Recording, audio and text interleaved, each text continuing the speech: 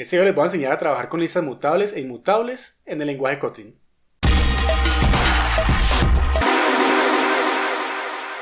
Hola, ¿qué tal? Bienvenidos una vez más a otro video de esta secuencia sobre Kotlin. Como lo mencioné, vamos a trabajar ahora con las listas mutables e inmutables en Kotlin. Si alguno de ustedes ya trabajado con ArrayList, entonces aquí les voy a mostrar cómo trabajarlo. Esta es la continuación del video anterior en el que trabajamos con los arreglos. Van a ver que hay una pequeña diferencia en la forma de crearlos, ya que no tenemos que darle un tamaño fijo, sino que vamos a poder trabajar de forma dinámica. Aunque también es muy parecido el comportamiento. Listo, entonces les voy a mostrar en detalle cómo trabajar con ellos. Como lo mencioné, en Kotlin se manejan dos categorías principales en el uso de listas. Tenemos los tipos mutables y los tipos inmutables. Para los tipos inmutables son esas listas o esos elementos que no van a cambiar, ¿sí? Que no pueden mutar o modificar su contenido. Aquí vamos a encontrar los de tipo listOf y setOf. Bien, que ya vamos a trabajar. Y las listas mutables son esas listas que sí pueden cambiar, que sí pueden modificar su contenido o los elementos que tienen en su interior. Y para eso hay una serie de métodos o funciones que nos permiten hacer los procesos. Esos métodos o funciones, si se le aplican a este tipo de listas, se va a presentar un error, ya que son específicos para las que sí pueden mutar. Listo, esas funciones son básicamente para agregar elementos, editar elementos, eliminarlos, entre otros. Y los mutables pueden ser mutable listOf, ArrayListOf y mutable setOf. Básicamente este es como la interfaz list que nosotros tenemos en Java, y este sería como la clase ArrayList que también tenemos en Java. Bien, y para que veamos un poquito más claro esto, entonces hagamos lo siguiente. Vamos a crear una lista, puede ser var o puede ser val, que sea inmutable. Entonces le voy a poner de nombre list y digamos listOf, y pongámosle a esto los valores 1, 2, 3, 4 y 5, valores que no se van a poder modificar. ¿Listo? Si yo imprimo esta lista, voy a ponerle print ln y escribo list, a diferencia de los arrays del video anterior, yo puedo imprimir todo el contenido directamente. Sin embargo, yo también podría crear acá un for y con la misma estructura que ya hemos trabajado, puedo recorrer los diferentes elementos de esa lista mediante su índice. ¿Listo? Entonces yo lo ejecuto, vemos que también tengo los valores así uno a uno. Pero en este caso, pues yo solamente voy a trabajar con este porque lo que vamos a hacer es verificar el proceso o la estructura de esas listas como tal. Entonces aquí ya está funcionando sin problemas. Como les indico que no se puede modificar, entonces si yo quiero agregar un nuevo elemento, por ejemplo list.add, así como se manejan las listas normalmente, y yo le digo que agregue un elemento 6 y lo ejecuto, me sale un error porque él no identifica la función add. Si por el contrario entonces yo cambio esto para que sea una lista mutable, entonces yo le pondré la palabra mutable list y de esa manera, cuando yo lo ejecuto, vemos que ya puede agregar el elemento 6 y esto me va a permitir agregar cualquier cantidad de elementos, y ahí ya hay una diferencia entre esas dos categorías. Listo, las listas inmutables me van a permitir trabajar con elementos predefinidos que yo no vaya a modificar y que necesito garantizar que no se van a modificar nunca, mientras que las listas mutables ya serían esos tipos de listas que yo sí voy a usar recurrentemente. Por ejemplo, cuando traigo elementos de una base de datos y necesito que se almacene una estructura de datos como las listas. Entonces, esta es la diferencia entre ellas dos. ¿Listo? En este caso, sí se puede modificar. No es necesario tampoco ponerle aquí el tipo de dato, ya que por la inferencia de tipos, sabemos que acá está trabajando con datos numéricos. Si yo le pongo, por ejemplo, acá el dato decimal, él identifica que está trabajando con datos también numéricos, pero decimales. Anteriormente estábamos con datos numéricos enteros. ¿Listo? Si yo le ejecuto, me sale error porque acá también tendría que agregarle el punto flotante para que lo reconozca sin inconveniente. Y vemos que es una lista dinámica porque está creciendo y no tuvimos que definir en ningún momento el tamaño de esa lista. Ahora, si quisiéramos trabajar con datos de tipo string, entonces igual, yo aquí puedo agregarle, digamos, Pepe, Juan y María, y si le doy imprimir a esta lista por acá y luego agrego otros elementos, como por ejemplo Carlos, voy a borrar todo esto de aquí y luego imprimo nuevamente la lista, vamos a ver en las dos impresiones que la lista original es esta, Pepe, Juan, María, y la lista ya modificada sería Pepe, Juan, María y Carlos, que sería el valor que agrega acá. La clave para trabajar con estas listas es conocer las diferentes funciones que el lenguaje nos provee. Y de la misma manera como en Java tenemos las funciones de add, de remove, de set y de get, en Kotlin también la manejamos. Listo, por ejemplo, yo podría decir aquí list.remove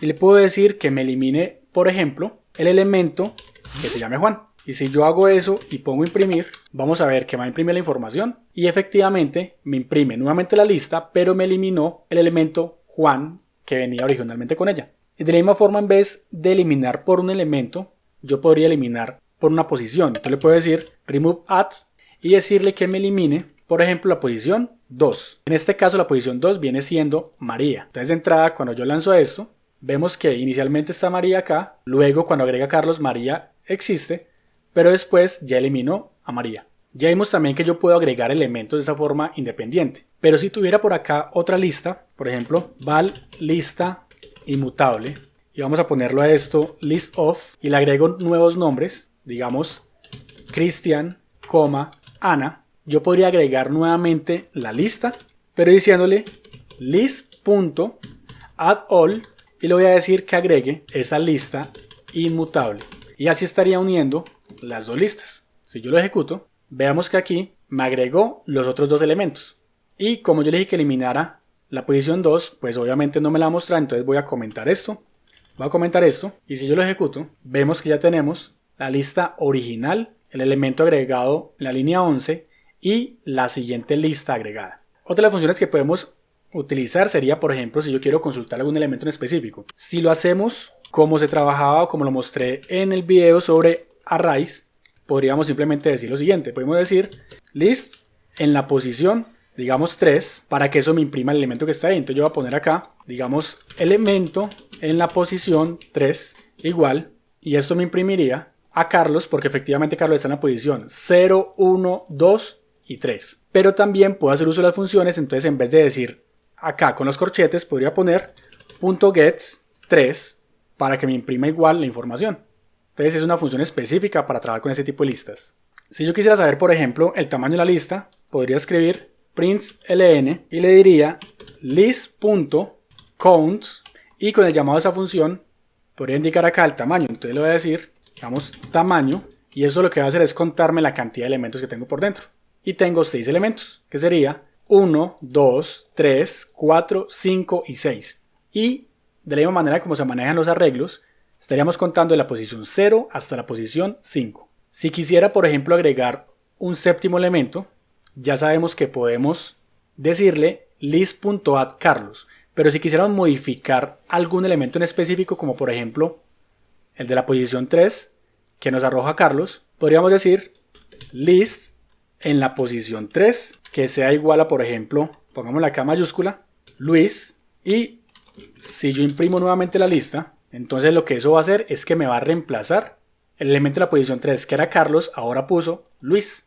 Y esto mismo yo lo puedo hacer cambiando estos corchetes por acá por la función set, donde yo voy a poner la posición, coma, y el elemento modificar. Y el comportamiento viene siendo el mismo, en el que me reemplazó a Luis. Y otra variante también puede ser con la palabra add, que lo que va a hacer es agregar este elemento, pero lo agrega en esta posición. Entonces si yo ejecuto esto, veamos que ahora él no me reemplaza el valor de Carlos, sino que agrega Luis antes de Carlos. Y por lo tanto ya el tamaño de la lista es mayor. Si yo le pongo esto y lo imprimo por acá abajo, vamos a ver que el tamaño de la lista ya cambió.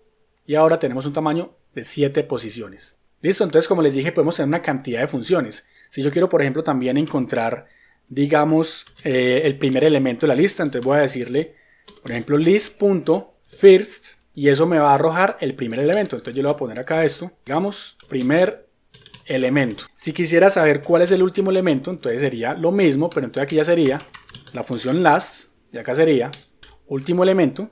Y si yo lanzo esto, vamos a ver el resultado, y efectivamente el primer elemento es Pepe, y el último elemento viene siendo Ana.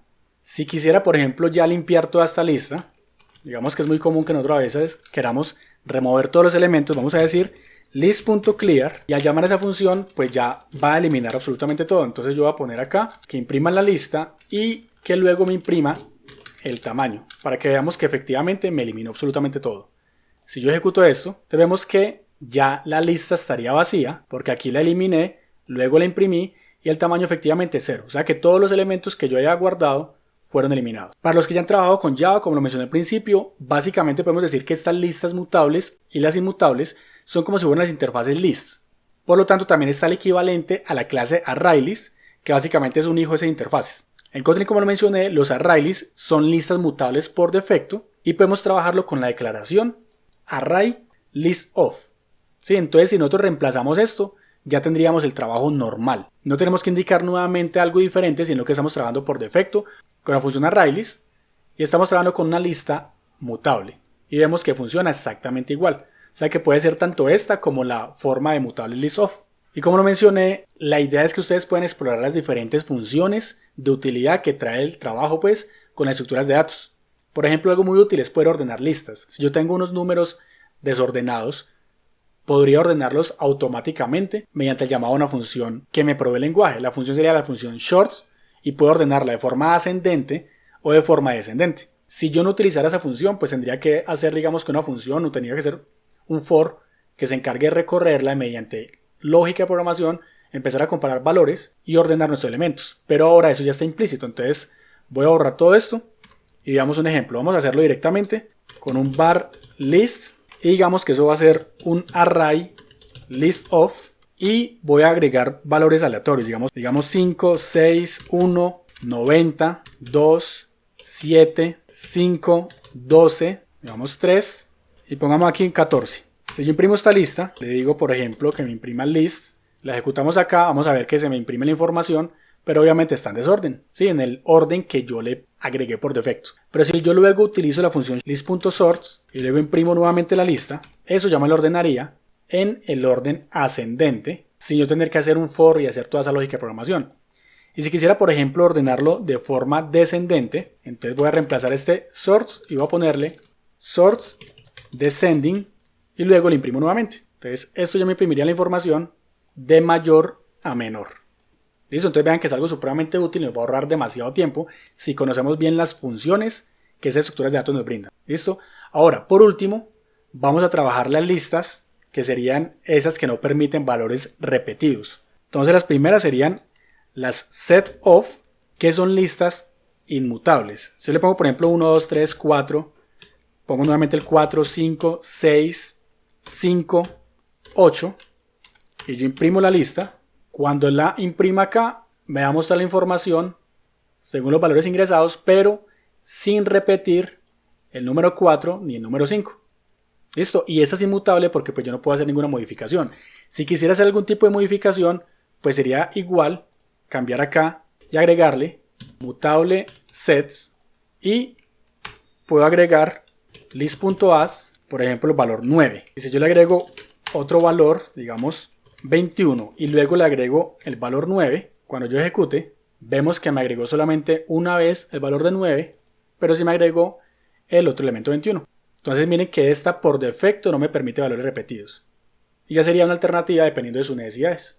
Y listo, como ven este proceso fue muy similar al video anterior y vemos que tenemos otra alternativa para trabajar con estructuras de datos. En el próximo video vamos a trabajar con mapas y ya estamos próximos a trabajar con la programación orientada a objetos en este lenguaje. Recuerden que pueden dejarme los comentarios acá abajo, que pueden dejar su like, que pueden compartir para ayudarme a que este canal siga creciendo y sigamos llegándole a muchas más personas. Recuerden también que mi nombre es Cristian Henao y nos vemos en una próxima oportunidad.